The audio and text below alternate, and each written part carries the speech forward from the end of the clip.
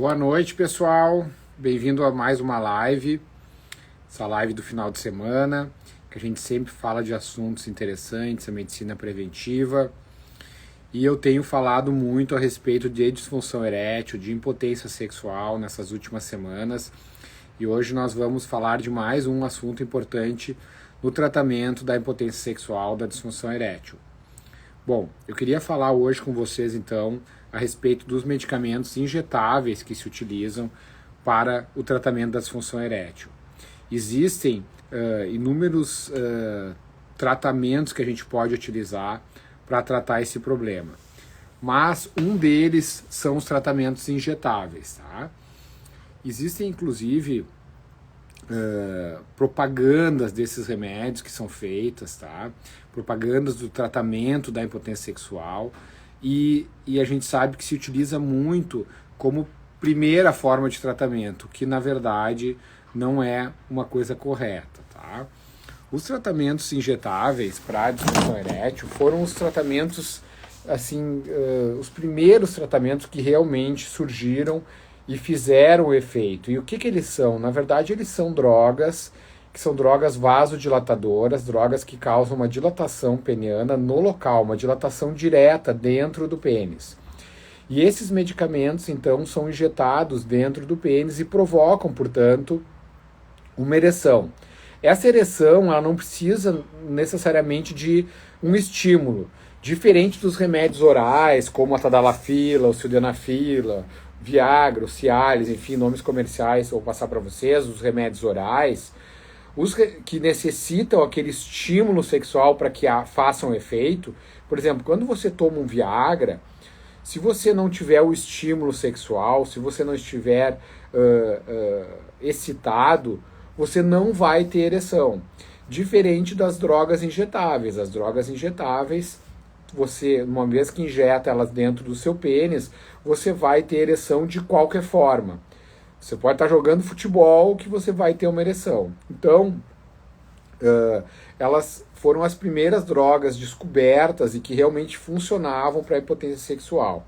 E elas são muito utilizadas e foram muito utilizadas, principalmente antes do surgimento dos remédios orais, que realmente revolucionaram o tratamento da impotência sexual. Então, esses medicamentos injetáveis, entre eles os sais mais comuns são a fentolamina, o alprostadil e a papaverina. Tá? Muitas vezes eles são misturados em fórmulas, né, que nós chamamos trimix, bimix, enfim, são misturados em fórmulas para que a sua ação, seu efeito colateral seja reduzido, entendeu? Então, às vezes, a gente mistura esses medicamentos para que a gente tenha menos efeitos colaterais. E quando que são indicados, então, o tratamento com os remédios injetáveis? Tá? Os remédios injetáveis, eles devem ser usados principalmente, tá? e exclusivamente naqueles pacientes que, na verdade, não respondem mais aos medicamentos orais. Então, a primeira linha de tratamento sempre é a utilização, a tentativa de utilizar medicamentos orais, como os remédios que inibem aquela enzima chamada fosfodiesterase 5, que são a tadalafila, o sildenafila, a vardenafila. Esses remédios são o carro-chefe hoje, eles são a primeira assim, linha de tratamento para a impotência sexual. Quando esses remédios eles não fazem mais efeito, aí é o momento de a gente usar os remédios injetáveis, ok?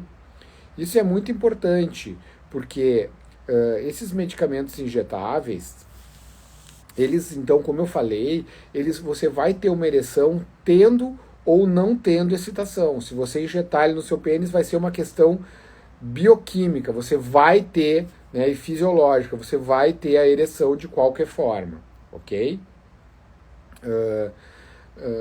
Bom, esses remédios, então, eles são muito utilizados em pacientes com disfunção erétil grave, né?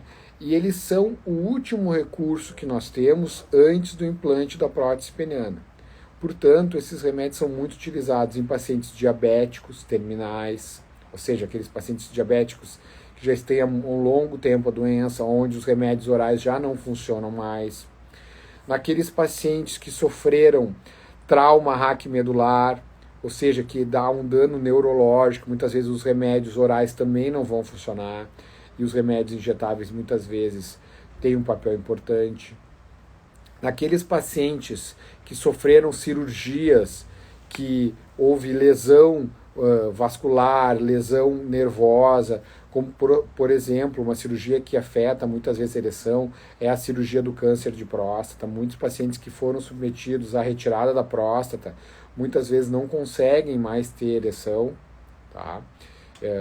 Hoje em dia, com as técnicas novas, com o desenvolvimento e o aperfeiçoamento das técnicas, com a robótica, esses índices de disfunção erétil caíram bastante, mas muitas vezes esses pacientes, pela idade que eles já têm, pelas doenças antes de serem operados por câncer da próstata, já terem algum grau de disfunção erétil, a cirurgia pode piorar e pode ser necessário nesses pacientes, então, o uso dos remédios injetáveis também. Tá? Então, nesses pacientes são os principais pacientes que necessitam do uso dos remédios injetáveis, tá? Dessas moléculas injetáveis. E eles são muito úteis, eles são muito eficazes, realmente eles vão funcionar, tá? Uma coisa que eu gosto sempre de enfatizar e que às vezes eu chego e vejo isso no consultório, pacientes que receberam esse tipo de tratamento, com a ilusão de que ele seria um tratamento que trataria a disfunção erétil. Não, gente. Os medicamentos injetáveis para o pênis, eles não curam a disfunção erétil. Então, ninguém pode vender para você um tratamento e dizer que aquele tratamento vai resolver o problema, que você faça aquelas injeções, determinadas injeções, e aquilo resolve o problema, tá?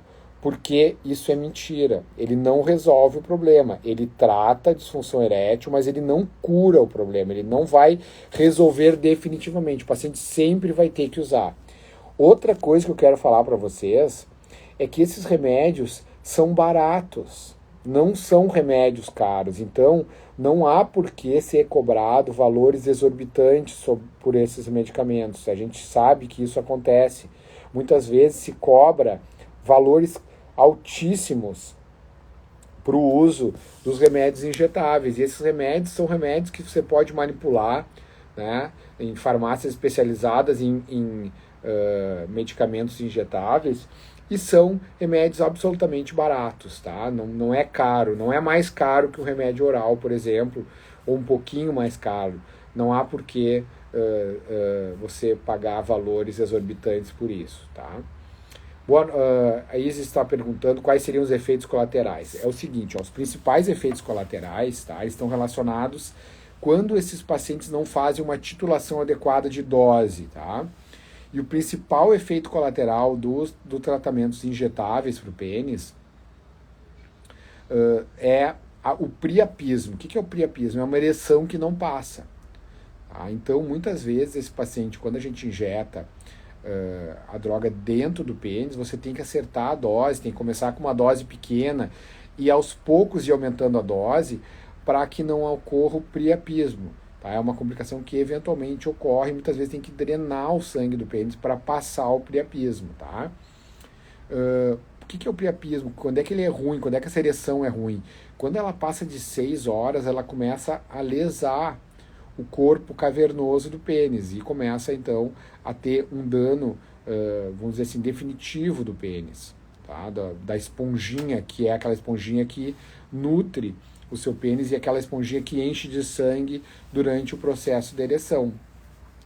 Então você tem que acertar a dose, você tem que orientar muito o paciente que utiliza os medicamentos injetáveis para que ele tenha cuidado e que se essa ereção não passar, ele deve realizar algumas medidas, entre elas colocar gelo para tentar provocar uma vasoconstrição, tomar um banho gelado, entendeu? Isso pode ajudar o paciente a ter a detumescência, ou seja, a ter a flacidez peniana novamente, a cessar a ereção.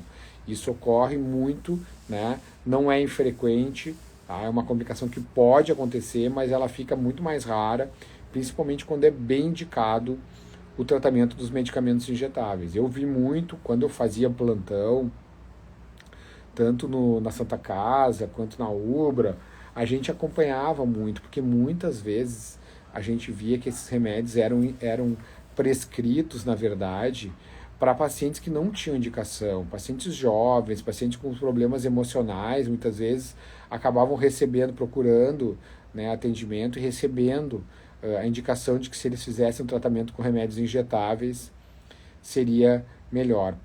E isso, infelizmente, ocorre porque esses remédios eles têm um pouquinho mais de dificuldade de acesso. Você não encontra eles nas farmácias tradicionais. Você precisa mandar manipular em farmácias especializadas em manipulação de remédios injetáveis. Por exemplo, no Rio Grande do Sul, eu desconheço que existe uma farmácia que tenha essa característica de manipular remédios injetáveis. Então, esses remédios eles vêm de grandes centros do sudeste do país, né, de farmácias que têm essa certificação para manipulação desse tipo de ativo. Então, ela é um pouquinho mais restrito o acesso a esses medicamentos, mas eles não são remédios caros, tá? Uma outra complicação que pode acontecer do uso dos remédios injetáveis, tá? É uma doença que chama doença de Peyronie. O que é a doença de Peyronie? A doença de Peyronie é uma calcificação, é uma fibrose, na verdade, do corpo cavernoso. O corpo cavernoso ele é um tecido elástico. A gente tem no pênis um tecido que ele é um elástico. E no momento em que você tem ereção, ele tem que ter essa elasticidade para que o pênis aumente de tamanho. Quando nós começamos a injetar com uma agulhinha dentro do corpo cavernoso, sempre uma medicação, algumas pessoas podem desenvolver uma fibrose naquele local da injeção. E isso pode gerar, então, essa doença que chama doença de Peyronie, que é uma fibrosezinha que pode gerar uma curvatura do pênis. O pênis fica curvo, tá? Então, isso pode realmente acontecer. E o Peyronie muitas vezes pode acontecer, e ele está relacionado muito aos pacientes diabéticos, tá? Ele pode acontecer com traumas durante a relação também. Por exemplo, o paciente vai para a relação, não está com o pênis bem ereto, o pênis dá uma torcida, uma desnucada, assim, e aí pode gerar uma microlesão ali no corpo cavernoso, e aí depois na cicatrização esse paciente pode ter uma fibrose peniana. Então essas questões são questões importantes que a gente precisa falar sobre os remédios, sobre os medicamentos injetáveis, tá? Existe uma outra característica de medicamento injetável, que é um medicamento que a gente utiliza dentro, ele não é injetável dentro do corpo cavernoso, a gente utiliza intrauretral, é um gelzinho que a gente pode usar de forma intrauretral. Geralmente esse gel ele é de alprostadil, pode-se usar tadalafila também, tá? E a gente coloca esse gelzinho, um pumpzinho dentro da uretra, daí não no pênis, e ele não é uma agulha, ele é um gelzinho, é um dispositivo que ele vai lá e tu aperta assim, e ele vai liberar aquele gelzinho dentro da uretra, tá? Esse dispositivo, que ele não é injetável, porque não chega a perfurar, na verdade, tá? Ele só é colocado dentro da mucosa uretral, ele tende a provocar, então, a vasodilatação local e auxiliar na ereção. Ele é muito menos potente do que os remédios injetáveis intracavernosos, ele é muito menos potente e ele pode, em alguns pacientes, ter algum efeito. O efeito colateral desse medicamento principal é a irritação na uretra. Tá? Então ele pode dar esse incômodo na uretra também. Tá? Então, basicamente, esses medicamentos injetáveis, que são os mais comuns, a fentolamina, o alprostadil, tá? E a papaverina, a gente usa os três exatamente porque utilizando os três medicamentos, a gente consegue a potência vasodilatadora com doses baixas deles. E quando a gente utiliza três medicamentos diferentes com doses baixas, nós diminuímos muito o risco de haver o priapismo, que é então essa ereção que não cessa. Tá? Então a gente chama esse tipo de combinação de trimix, ou seja, a gente mistura três medicamentos que têm uma ação semelhante, só que a gente usa doses baixas e aí a gente reduz a chance dos efeitos colaterais. Existe para vender de forma comercial um medicamento que chama Caverjet, que ele é somente o alprostadil. E o Caverjet também teve muito sucesso antes do lançamento do Viagra, porque ele já vinha um estojinho pronto, só que esse sim, como ele era uma dose única, ele era um remédio que era considerado um remédio bem caro, né? Qual é o tempo de ação esperado para o Trimix?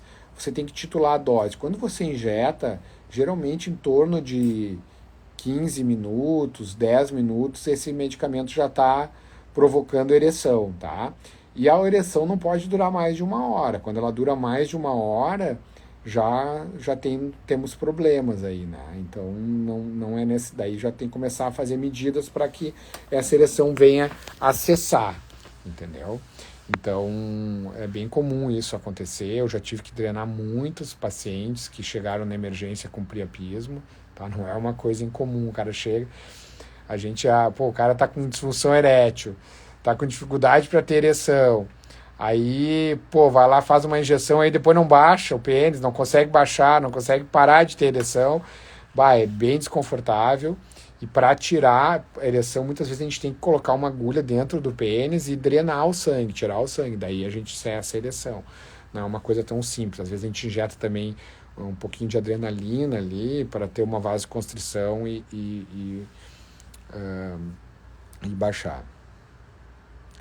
A última drenagem que participei, tiramos 340 ml. É isso. Tu és da área da saúde, então tu já sabe o que eu tô falando aí, né? Dessa questão da drenagem, tá? Então, assim, pessoal, é isso, essa mensagem que eu queria passar para vocês. Os tratamentos para disfunção erétil, eles devem seguir um rito, tá? Primeiro, a gente precisa identificar se esses pacientes, eles são a causa do problema, se essa causa é emocional, se essa causa é física, se essa causa é uma deficiência hormonal. Enfim, nós precisamos identificar o que está causando a disfunção erétil, precisamos corrigir esses fatores, tá? E o tratamento, ele deve iniciar sempre, como todos os tratamentos, do menos complexo para o mais complexo. Então, inicialmente a gente tenta sempre o remédio oral, medicamento oral. Quando a gente consegue solucionar com o remédio oral, a gente não passa para o remédio injetável. Então, não é correto iniciar com a medicação injetável para tratar a ereção. A gente vai iniciar com o remédio oral. Quando o remédio oral para de funcionar, aí sim é o momento de a gente tentar os medicamentos injetáveis. Tem muitas pessoas que se acertam super bem com os medicamentos injetáveis. Outra característica desses remédios injetáveis, eles precisam ficar na geladeira. Eles perdem ação quando são utilizados, quando eles são deixados fora da geladeira. Então eles precisam ficar resfriados, não é no gelo, né? Não é no refrigerador, na geladeira mesmo, tá? E aí a gente sabe que muitos pacientes se adaptam super bem à terapia dos medicamentos injetáveis. E eles são um interposto entre os remédios orais e a prótese peniana. Então, a gente primeiro trata oral, quando não funciona a gente trata o injetável, quando o injetável não funciona mais, aqueles pacientes realmente têm uma disfunção erétil muito grave, aí é o momento de a gente oferecer para esse paciente o implante de prótese peniana, que eu já mostrei aqui na live. Se vocês procurarem no meu feed, vocês vão ver nas lives anteriores quais são os tipos de próteses penianas que a gente pode utilizar, entendeu? Então, é a segunda linha de tratamento, os medicamentos injetáveis. Ok, pessoal? Mais alguma dúvida a respeito de medicamentos injetáveis para o tratamento da disfunção erétil? Agora é o momento. Acho que era isso aí, né? Um tema curto, assim, mas é importante, porque muitas vezes eu vejo pacientes chegarem com a estojinha do remédio, falando que fizeram um tratamento para curar a disfunção erétil e não curaram, né? E aí a gente sabe que não é verdade isso. Ele não vai curar nunca os pacientes com impotência sexual. Ele vai tratar, ele vai fazer com que esse paciente tenha ereção durante o uso do tratamento. Parou de usar, o remédio para de funcionar. Ok? Um abraço a todos aí, bom domingo. Bom final de sábado e bom domingo.